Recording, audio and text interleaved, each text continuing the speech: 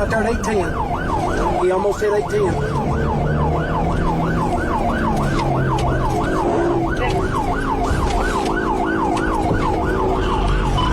I pinned him. I got him stopped. Get out of the car! 85 tonight, sir. I got him. You keep your hands right there, one thing. All right. Yes, you stay right there till we get out.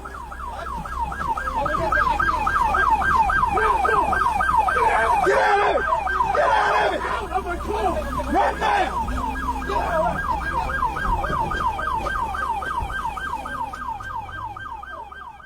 Hello everyone. Welcome to my channel. Today I will tell you about a case called "A Man Just Released from Prison After 15 Years Shot His Ex-Girlfriend 15 Times Because of a Post on Facebook." At 7:50 a.m., the quiet on Russell Avenue shattered into a storm of gunfire. 15 shots cracked the morning air, so fast and violent that neighbors thought fireworks had gone off. But this was no celebration. A Jeep Cherokee sat in the driveway, its driver's door still open. Bullet holes punched through glass and steel. Inside, slumped against her seatbelt, 34-year-old Mariah Samuels took her last breath. Her killer didn't run in panic. He walked calm, steady, leaving behind a trail of brass casings that gleamed in the rising sunday. Hours earlier, Mariah had typed her final message to the world. Clearly, the protective order isn't doing. It was a cry of fear, a challenge to a system that promised safety but delivered nothing. How did a mother of two, a woman who loved travel, family, and life, end up executed in her own driveway by a man fresh out of prison? To understand that morning, we have to rewind and start at the very beginning. Mariah Rosanna Samuels was the kind of woman people described with light in their voice. A single mother of two boys, she worked mornings at Petco in Minneapolis, where she groomed nervous dogs with such patience that even the most aggressive would relax in her hands. She had a smile that made people feel seen, a laugh that filled the room, and an Instagram filled with snapshots of adventures: Thailand, Mexico, Jamaica. She wanted to show her sons that the world was bigger than Minnesota. But beyond the smiling photos and steady routine, Mariah carried the weight of responsibility. Her eldest son was 18, preparing for college. Her youngest, 11, still needed nightly homework help. She juggled multiple jobs to keep their home on Russell Avenue North. It wasn't easy, but she managed. And then, one spring, she met David Wright.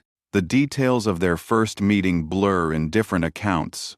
Some say through mutual friends, others a chance encounter. But by May, they were seeing each other. Wright, at 50, carried himself with the air of someone who wanted a second chance.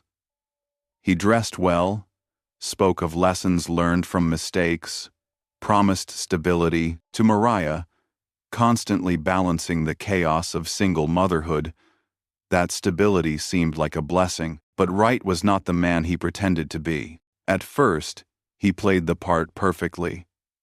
Flowers delivered to her workplace, offering help with errands, showing an interest in her son's activities.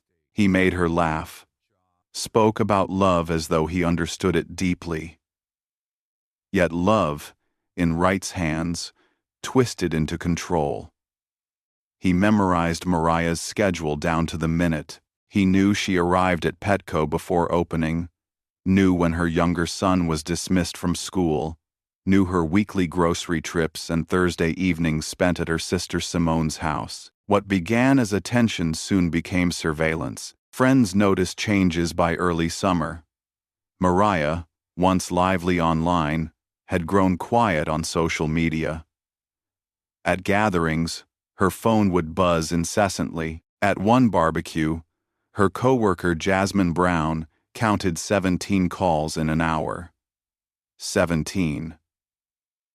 Mariah eventually shut the phone off, her hands trembling as she did. By July, Wright's devotion turned invasive. He appeared at restaurants uninvited, claiming coincidence. He stared too long at waiters who smiled, questioned every man who passed by, and Mariah, tired of justifying her movements, decided to end it. She cut contact, refusing to explain, drawing a firm line. That was the moment everything shifted. On August 26, Mariah was on the phone with a friend when Wright showed up at her back door. He didn't knock, he just stood, staring through the glass. When she refused to let him in, he circled the house, testing windows, rattling knobs. Her friend, still on the call, listened in horror. "Leave me alone," Mariah's voice echoed through the receiver. Then came the sound of commotion, Wright forcing his way inside. The friend heard her scream, heard objects breaking, heard his voice, angry and sharp. The attack was brutal. Wright struck Mariah with his pistol, blows that left knots on her head, bruises across her collarbone, scratches along her legs from being dragged across the floor. At one point, he pressed the barrel of the gun against her temple and asked, "Do you really want to die over another man?" By the time police arrived, Wright had fled.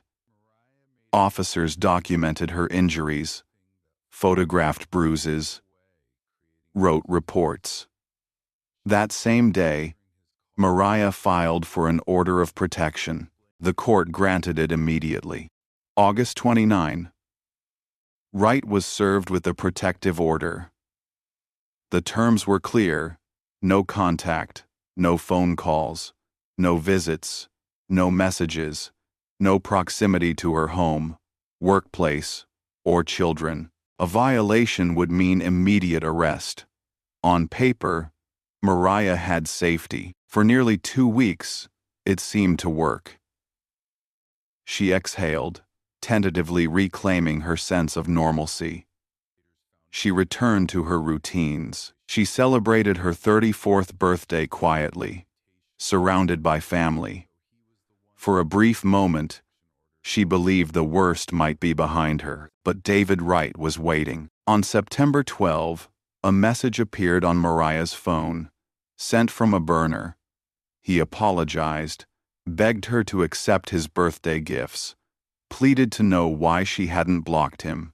"I love you, Mariah," he wrote. "I'll regret that night for the rest of my life." Mariah didn't respond. Instead, she opened Facebook.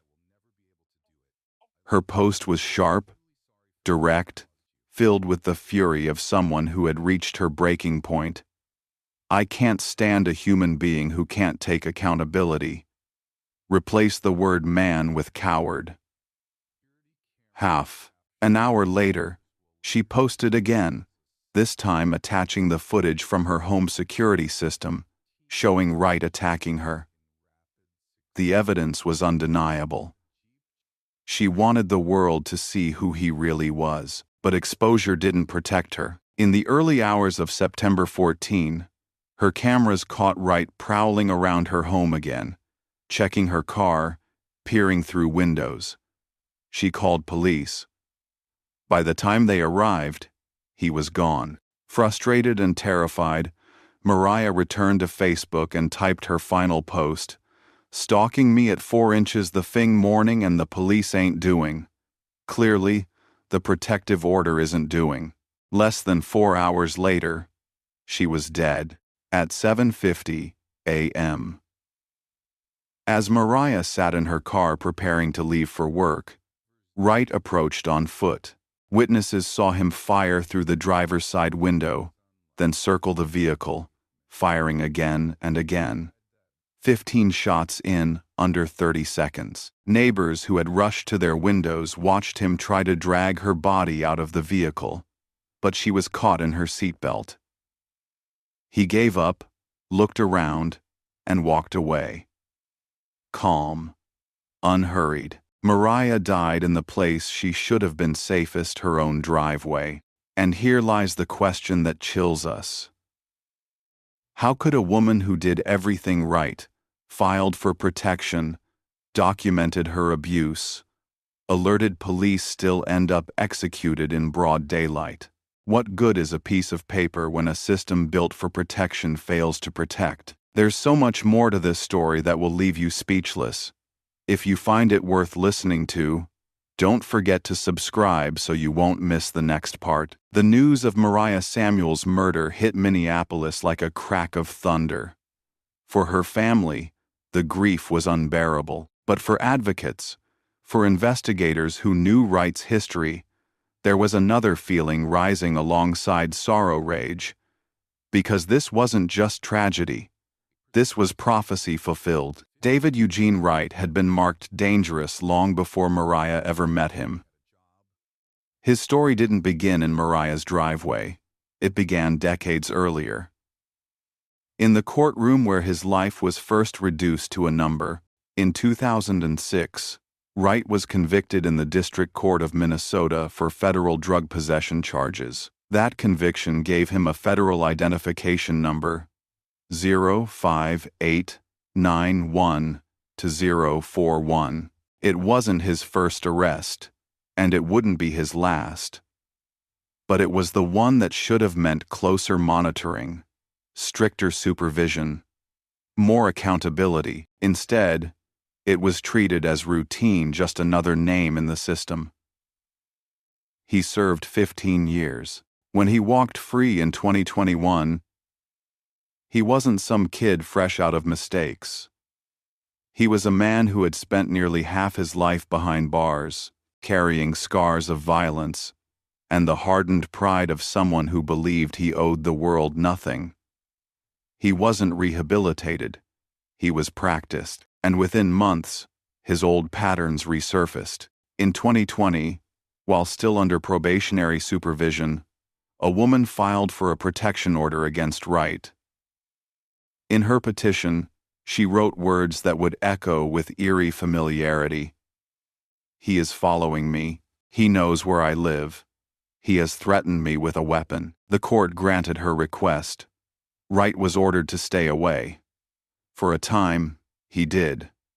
She survived, but not without the scars of fear. She moved, changed her number, lived with the constant hum of dread that he might return. 2 years later, in 2022, another woman walked into the same courthouse. Different face, same nightmare. She too sought a protection order against Wright, and this one included details so alarming that, in hindsight, they read like neon warning signs. Again, the court approved. Again, Wright was told to stay away. Both women survived, but barely. They weren't just victims. They were red flags. They were voices in the dark saying, "He is dangerous. He will do this again." But the system read those warnings, stamped the paperwork, and filed them away. By 2025, Wright had honed his control tactics. His pattern was always the same: charm, possession, violence, then the legal slap on the wrist of a protection order. Each one fed his resentment. Each one made him more convinced that women were trying to destroy him, tarnish his reputation, strip him of control. When he met Mariah in the spring, she had no way of knowing she was stepping into a cycle already written. Wright's past was documented, but hidden from her, buried in legal files she would never see. To her, he was a man offering help, flowers, stability. To the system, he was already a repeat offender, but no one connected those dots in time. What made this failure so devastating was not just Wright's history, it was the system's knowledge of it. Federal probation officers had his file. They knew about the 2020 protection order. They knew about the 2022 petition. They knew about his violation of firearm laws, his violent tendencies, his refusal to comply, yet supervision was minimal.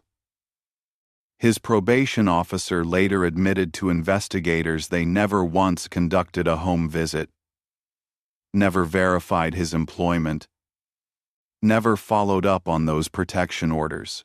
David Wright slipped through the cracks, not because his record was invisible, but because the cracks were wide enough to swallow him whole. And when those cracks finally closed, it was around Mariah's life. The 26th of August 2025 was not Wright's first explosion.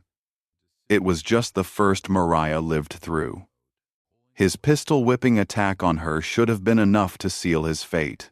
Police documented everything: photographs of her injuries, statements taken, reports filed. It should have gone straight to the county attorney for prosecution. It didn't. Somewhere between the precinct and the courthouse, the file sat in administrative limbo. Later, officers would say Mariah did not wish to pursue criminal charges. But that explanation never made sense. A woman who filed for protection, who posted video evidence online, who called police repeatedly, why would she suddenly back away? Her family rejected the narrative outright. Advocates called it what it was: a system choosing convenience over confrontation. Because pressing charges takes work. It means paperwork, hearings, resources. And too often, survivors like Mariah are left carrying the burden of proof alone. So, let's pause here. Imagine the chain. One woman in 2020 says he's dangerous. Nothing changes. Another woman in 2022 says the same. Nothing changes. Mariah, in 2025, files a protection order with bruises and blood as evidence. Still, nothing changes. 3 women, 3 petitions, 3 chances to prevent a funeral. And the question that lingers like smoke is this: how many warnings does it take before a system listens? When Wright finally sat across from detectives after his arrest, he offered no resistance, no defense. "This isn't going to be a hard-fought case," he said. His words dripped with chilling finality. "Just read our text messages, then you'll understand why I did what I did." To him, the texts, the posts, the protection orders, they weren't evidence of his violence. They were justification. In his mind, every step Mariah took to shield herself was an insult, an attack, a reason to end her life. This is where the system's failure becomes most damning, because Wright told us exactly who he was, again and again. Women told us too, with bruises, with petitions, with desperate pleas. The system knew. And still, he was free long enough to put 15 bullets into the body of a woman who trusted the law to protect her. By the time Mariah died, Wright had become a symbol of everything broken about domestic violence protections. He was living proof that a piece of paper doesn't stop a bullet. That documentation without enforcement is nothing more than ink on a page.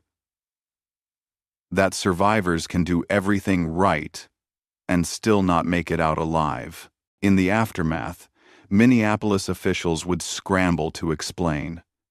They would speak of backlog, of resources, of survivor hesitation. But none of those excuses brought Mariah back. None of them comforted 2 boys who lost their mother. And none of them answered the question every survivor watching this case had to ask: if even she couldn't be protected, what hope is there for me? This is the haunting truth of this part. Mariah's death was not an accident, not unpredictable, not random. It was a chain reaction of ignored warnings, silenced voices, and systemic failures stretching back years. Her murder didn't just happen, it was allowed to happen. But the story doesn't end here. Because after the shots faded, after Wright was caught, investigators uncovered details that made this case even darker. Evidence mishandled, probation officers admitting failures, and Wright himself coldly asking just one thing as officers cuffed him. Did she suffer? There's so much more to this story that will leave you shaken. If you find it worth hearing, don't forget to subscribe so you don't miss the next part. The last weeks of Mariah Samuel's life read like a countdown clock, each day bringing her closer to a danger she could not escape. She had done everything in her power, called police, filed reports, obtained a protection order, even posted evidence online for the world to see. But David Wright wasn't a man deterred by laws, cameras, or shame. He was a man on a mission, and his target was the woman who dared to defy him. The 12th of September 2025. The text arrived in the evening. "I am sorry," Wright wrote. "I still have the things I bought you for your birthday. I hate that you won't accept them. One last question, why haven't you blocked me on here? I love you, Mariah. I'll regret that night for the rest of my life." The words dripped with the familiar cycle of abusers, apology, longing, plea for forgiveness. But beneath the surface was accusation. "Why haven't you blocked me?" A question that wasn't curiosity, but control. Mariah didn't reply. She knew better. She saved the message as evidence, planning to show police later, but silence didn't protect her. That same night, Mariah opened Facebook. Her fury spilled into words sharp enough to cut. "I can't stand a human being who can't take accountability. No man can call himself a man after putting hands on a woman." Replace the word man with coward. It wasn't just a post, it was a declaration of war. And Wright, scrolling somewhere in the dark, read every word. The next day, September 13, Mariah posted again. This time, she gave the world a window into her private terror. CCTV footage from her home security cameras. The video showed Wright outside her house, striking her, dragging her. Her body bore the bruises. Her camera bore the proof. Friends commented with outrage, support, fear. Some told her to go into hiding. Others urged her to stay strong. But what none of them knew, what Mariah herself could not have imagined, was that her courage to post that footage sealed her fate. To David Wright, exposure was unforgivable. He wasn't just losing control of her, he was losing control of the story. And in his mind, that meant she had to pay. In the early hours of September 14, the cameras caught him again. His figure moved like a shadow across her property, circling her car, peering into windows, stalking with the patience of a predator. At 4 a.m., Mariah saw him on the monitor. Her heart must have raced, her hands shaking as she dialed 911. She reported his presence, described his clothing, his movements. By the time officers arrived, he was gone.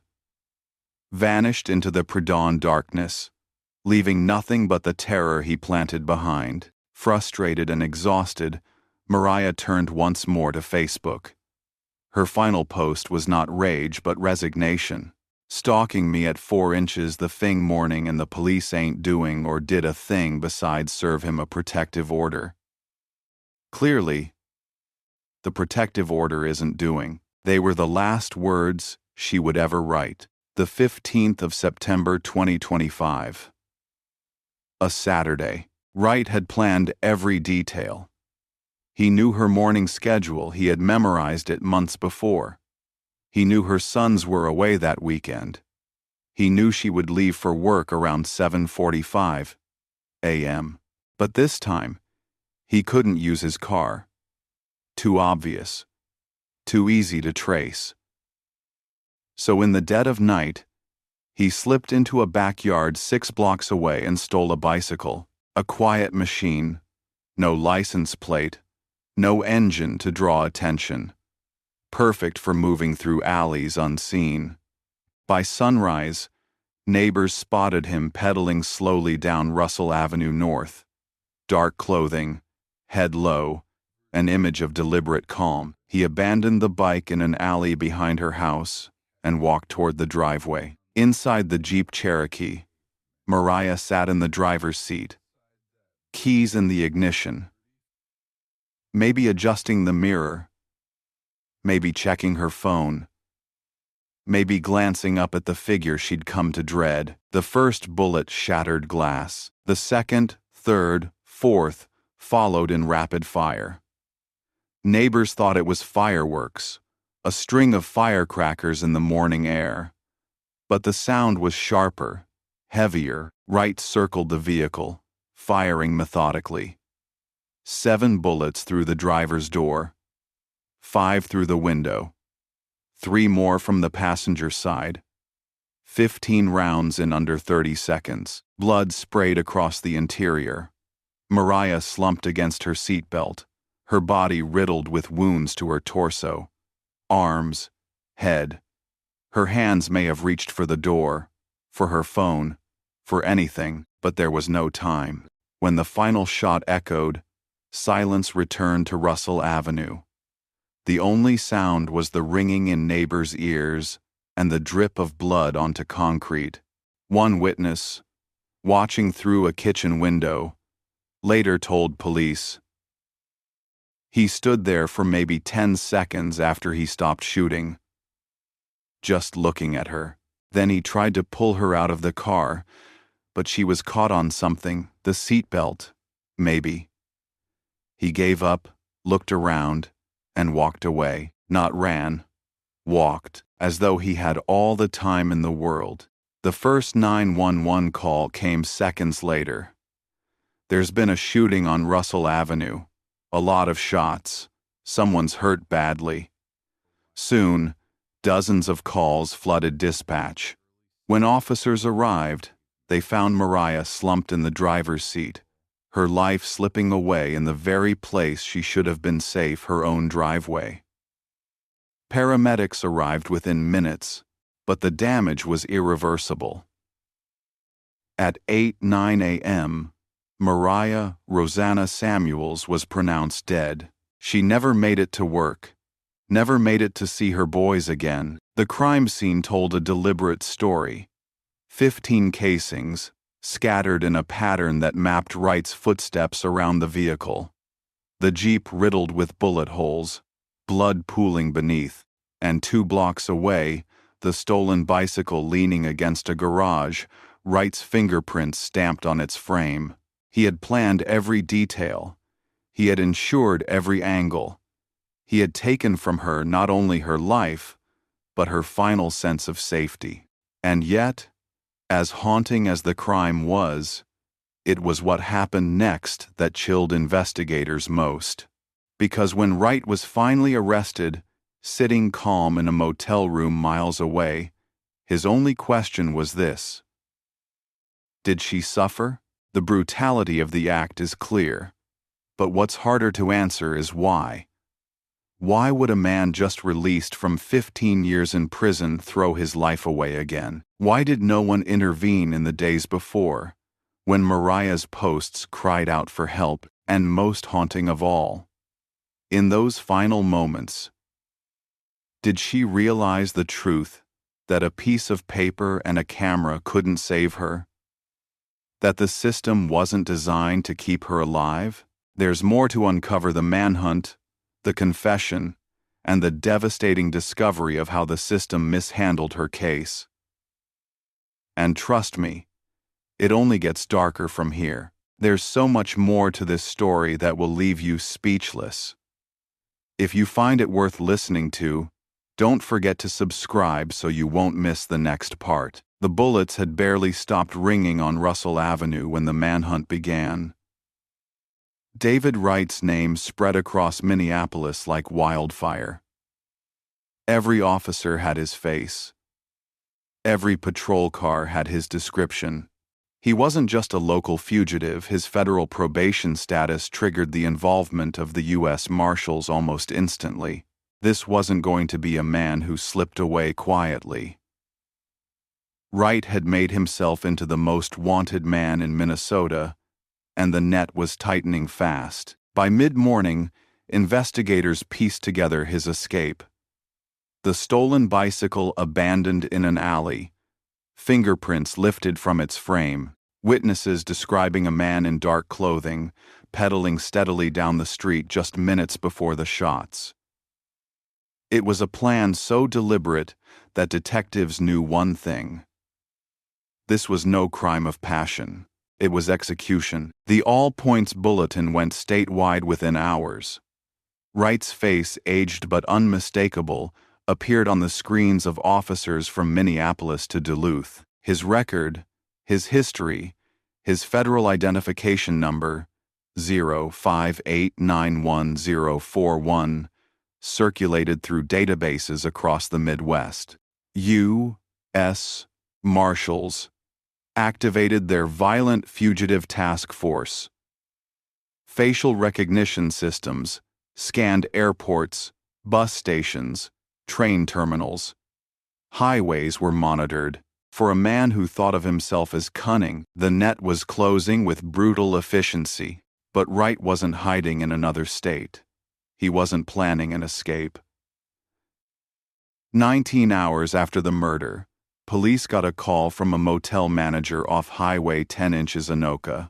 A guest had checked in under a fake name, paying in cash, but the ID he handed over looked suspicious. The clerk studied his face. The features matched the man on every news broadcast. She made the call, and within minutes, officers were on their way. The arrest operation involved 17 officers from 3 agencies.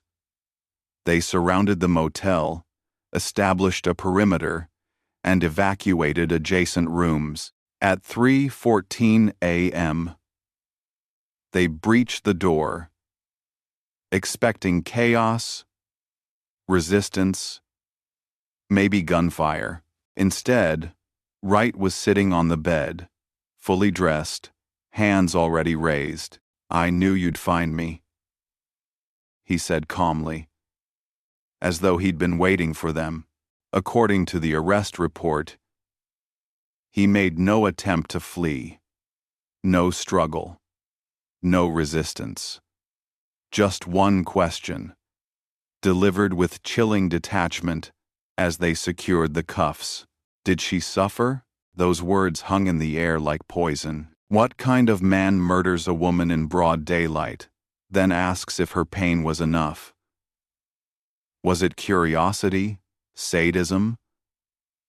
A final attempt at control, even in defeat? For seasoned officers, it was one of the most chilling moments of their careers. Back in Minneapolis, Wright sat in interview room 3 at police headquarters. No lawyer. He waived his right without hesitation. "I'm not going to fight this situation," he told detectives before they even asked a question. "This isn't going to be a hard-fought case." Detective Thompson read him his rights again, confirmed he understood. Wright nodded, calm. His voice was steady, almost bored, as he explained why Mariah had to die. "Read our text messages," he said. "All of them. Then you'll understand why I did what I did." For 3 hours, Wright spoke. He described his relationship with Mariah in obsessive detail. How he memorized her routines. How he tracked her movements. How her decision to end the relationship felt like betrayal. He said the protection order was disrespect. He said her Facebook posts were an attack. And the video she posted online, the one that showed him striking her, was the final straw. "She was trying to destroy my reputation," Wright insisted, though his record already told its own story. He claimed she was seeing another man. Investigators found no evidence of this. He claimed she was lying to ruin him.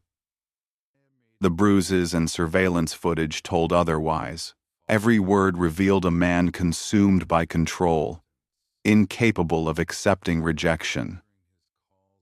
To him, Mariah's attempts at survival were provocations.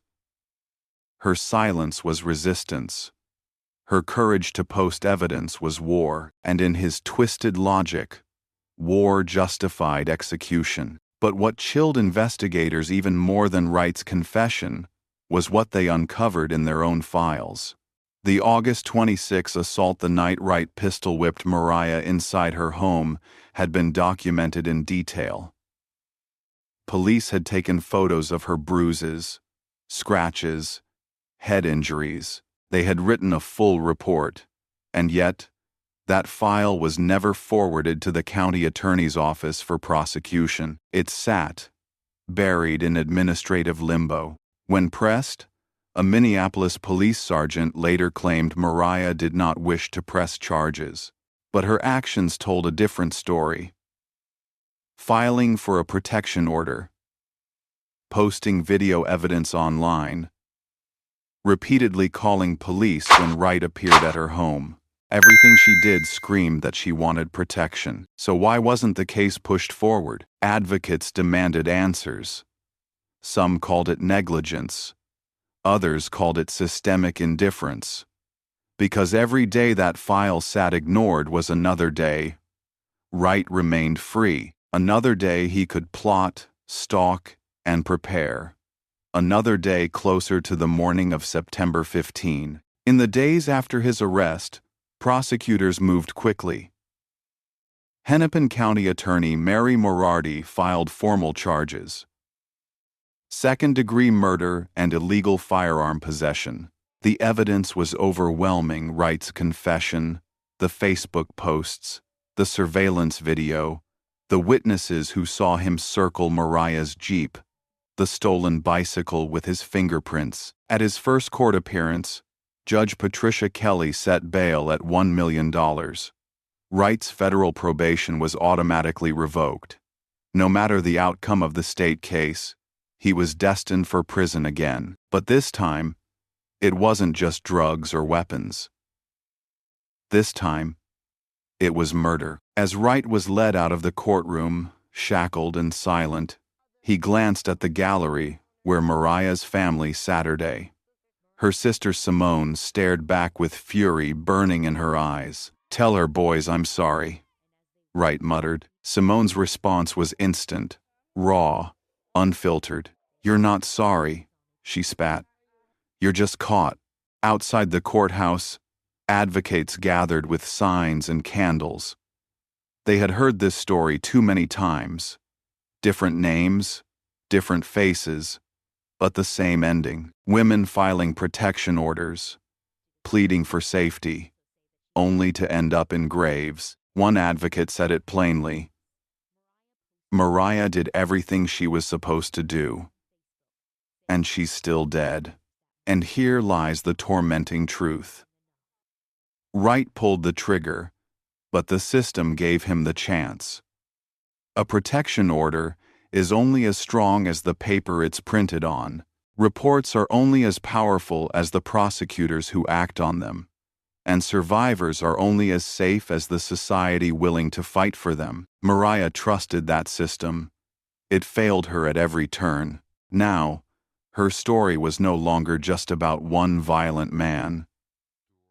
It was about the architecture of failure that allowed him to strike again and again until blood ran down her driveway. The manhunt ended with Wright's arrest, but the haunting questions remained. What happens to the women who survive but are silenced by fear?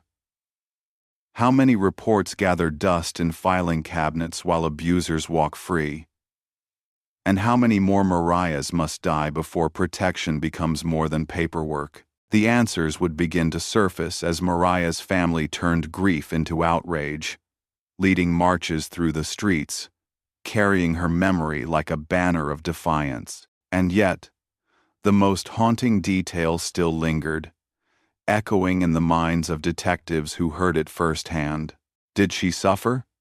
There's more still to uncover: her family's fight for justice, the marches that followed, and the damning statistics proving Mariah's story was far from unique. There's so much more to this story that will leave you shaken. If you find it worth hearing, don't forget to subscribe so you won't miss the next part. The morning after the murder, Russell Avenue looked like a scar on the city. Yellow police tape still fluttered in the breeze. Bloodstains lingered on the concrete where rain hadn't yet washed them away. Neighbors left flowers against the fence, their petals bright against the dull gray of pavement-stained red. For Mariah's family, grief came in waves so heavy they could hardly breathe. Her 2 boys were shielded at their grandmother's house. They didn't yet know that the mother who packed their lunches, helped with homework, and cheered at games, was gone forever. But word spread fast, and within days, the small corner of North Minneapolis where she had lived became something else entirely. A gathering place, a shrine, a battleground. 5 days after her murder, more than 150 people gathered outside her home. Friends, co-workers, advocates, and strangers drawn by her story. They came carrying candles, purple ribbons, Mariah's favorite color, and signs demanding justice. At the front stood her cousin, Tywan Taylor Clark. She had driven from Georgia the moment she heard the news. Tywan was no stranger to this kind of pain. She was the founder of Jen's Hope House, a shelter for survivors of domestic violence. She had seen the pattern before. Different names, different cities, same ending. Mariah did everything she was supposed to do, Clark told the crowd through a megaphone. Her voice cracked, but her words cut like steel. She called police. She filed reports. She got the protection order. She even posted evidence online when the system failed her. And she's still dead. If doing everything right doesn't keep you alive, what are we telling survivors? The crowd erupted with chants. Justice for Mariah. No more paper shields. The march wound its way through the streets, ending at the precinct. There, participants tied purple ribbons to the fence, each one representing a life touched or nearly ended by domestic violence. They carried photos of Mariah, her smile frozen in time, and hundreds of protection orders from survivors across Minnesota. Not copies, not symbolic, actual protection orders. Some yellowed with age, others newly printed, all representing the same desperate plea: keep me safe. And yet, as those papers waved in the air, the bitter truth was undeniable. Protection orders too often were not shields. They were paperwork. Documentation that acknowledged abuse but rarely prevented it. In 2024 alone, Minnesota issued roughly 15,000 protection orders. Violations occurred in nearly 40% of cases. Arrests for those violations? Less than 10%. The math was brutal. For every 10 times an abuser violated an order, 9 times, nothing happened. 9 chances to escalate. 9 opportunities to stalk, to threaten, to kill. Dr. Patricia Gonzalez, director of the Minnesota Coalition for Battered Women, spoke bluntly to reporters. In 2024, there were 18 domestic violence homicides in this state. In 17 of those cases, there were prior police reports. In 12, protection orders existed. Mariah Samuels represents not the exception, but the rule. These aren't failures of individual officers or agencies. This is architectural. The system is built to document violence, not to prevent it. And her words rang like a funeral bell. Documentation, not prevention. Paper shields against bullets. For Mariah's family, the statistics weren't numbers. They were names. Mariah was the fourth woman in their family to be murdered by a man who once claimed to love her. Her aunt wept as she spoke to local news. 4 women. How many more before it ends? Our daughters, our sisters, our mothers. We are burying them, while the men who kill them get to tell their side of the story in court.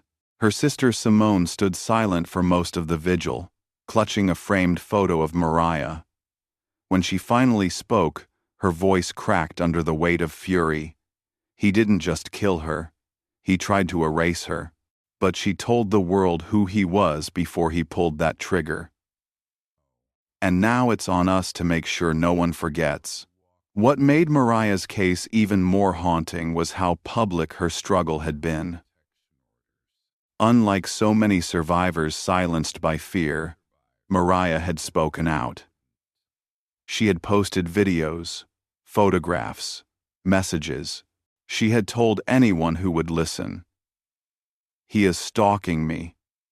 The police aren't doing anything. The order isn't working. Her posts were time-stamped proof of a system failing in real time. They weren't whispers in the dark. They were alarms sounding loudly across social media.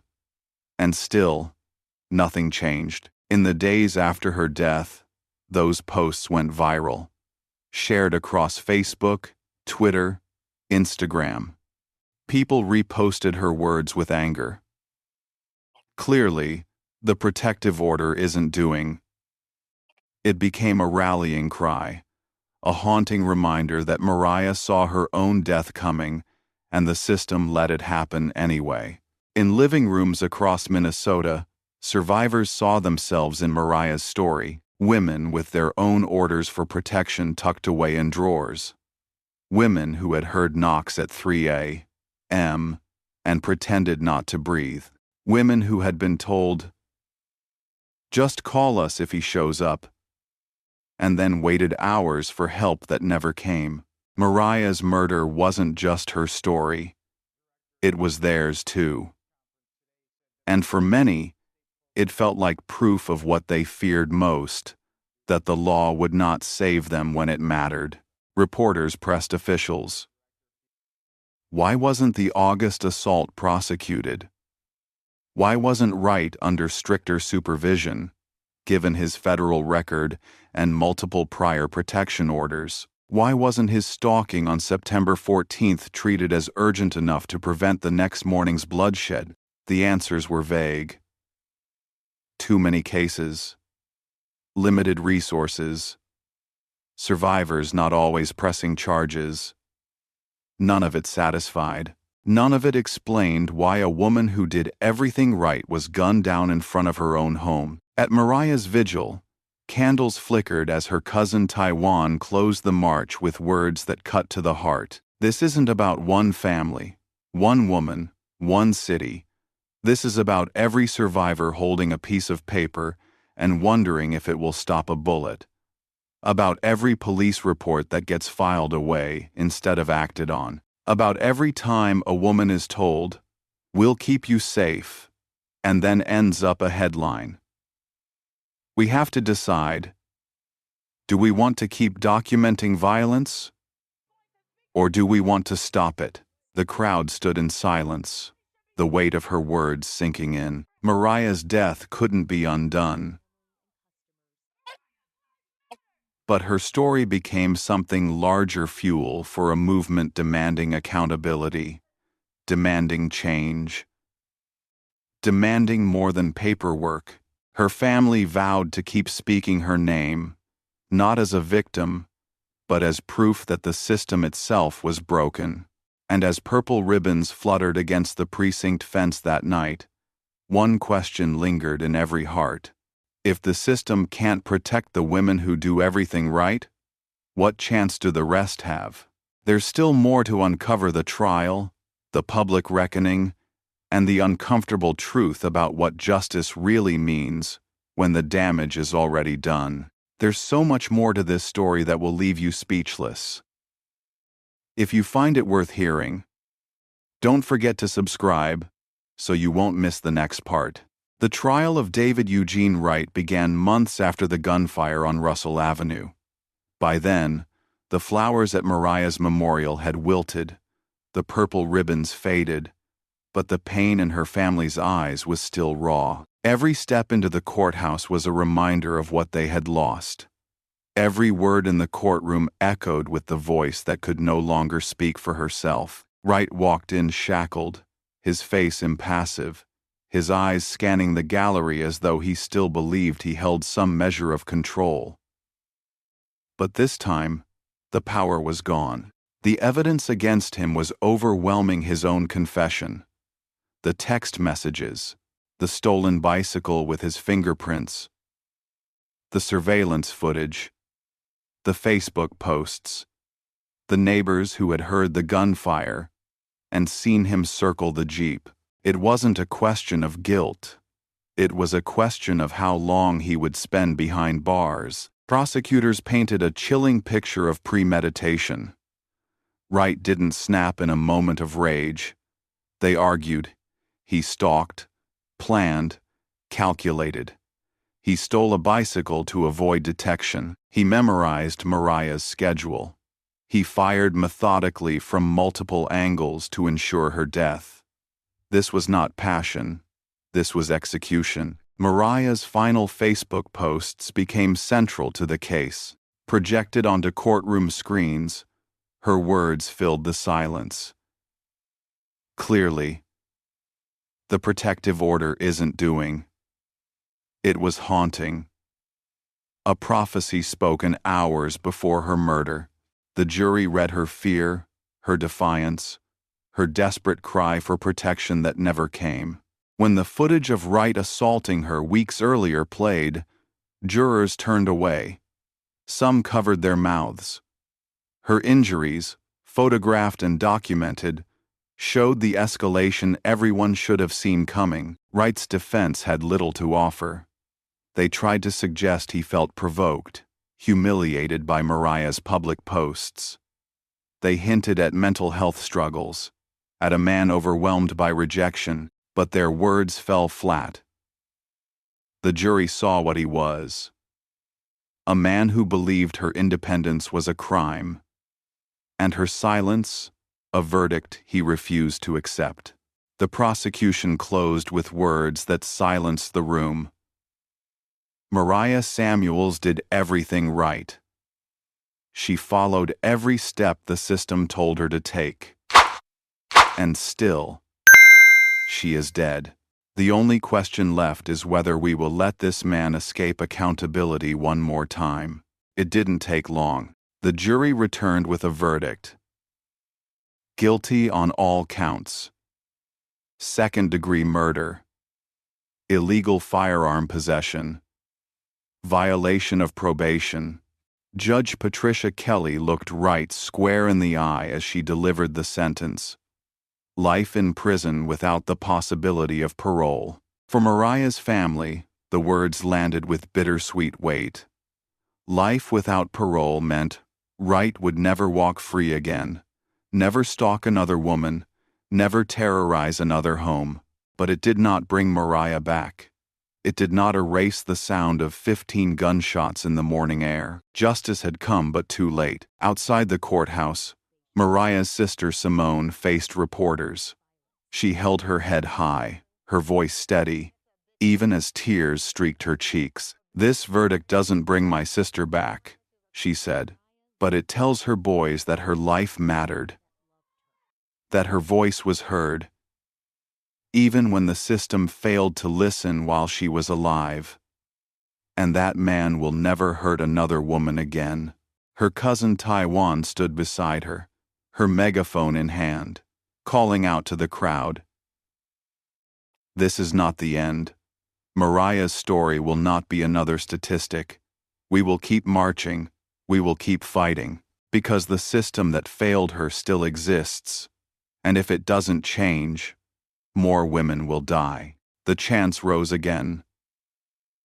No more paper shields. Justice for Mariah. Justice for Mariah. In the months that followed, lawmakers felt the pressure. Advocates demanded reforms, stricter enforcement of protection orders, mandatory follow-up on violations, increased oversight of probation officers. Bills were introduced, debates heated, and though change moved slowly, Mariah's name became a rallying cry in legislative halls. Her story forced uncomfortable questions into the open. Why are protection orders so rarely enforced? Why are survivors told to document abuse, only for those files to gather dust? Why is accountability placed on the shoulders of the abused, while the abuser stalks freely? There were no easy answers, only the truth, written in blood. The system was broken. For her 2 sons, life would never return to normal. They buried their mother before one turned 12, before the other could fill out his first college application. Their grandmother stepped in to raise them. The house on Russell Avenue, now a place of memories too heavy to bear. But her family vowed her boys would grow up knowing exactly who their mother was, not just a victim, but a fighter, a woman who refused to stay silent, who documented her abuse, who left behind undeniable proof of the man who took her life. Remember her name, her cousin Taiwan said. Not just because she died, but because she warned us, because she told us the truth, and because she deserved better than a paper shield. And so, the story of Mariah Samuels lingers. In court files, in news reports, in the posts she left behind, still frozen on Facebook, a digital gravestone of sorts, her final words echoing louder than she ever imagined. Clearly, the protective order isn't doing. It's a reminder that justice after death is not enough. That until protection becomes prevention, until the system is rebuilt to act rather than just record, there will be more vigils, more marches, more names spoken in grief. The verdict put David Wright behind bars forever. But it left us with the question that has no verdict, no easy resolution. If doing everything right couldn't save Mariah, what will it take to save the next woman? There's so much more to this world of true crime. Stories that expose the failures, the heartbreaks, the resilience of those left behind. If you believe these stories matter, if you believe voices like Mariah's should never be silenced, don't forget to subscribe so you'll be here for the next case. Because until these stories stop happening, we have to keep telling them.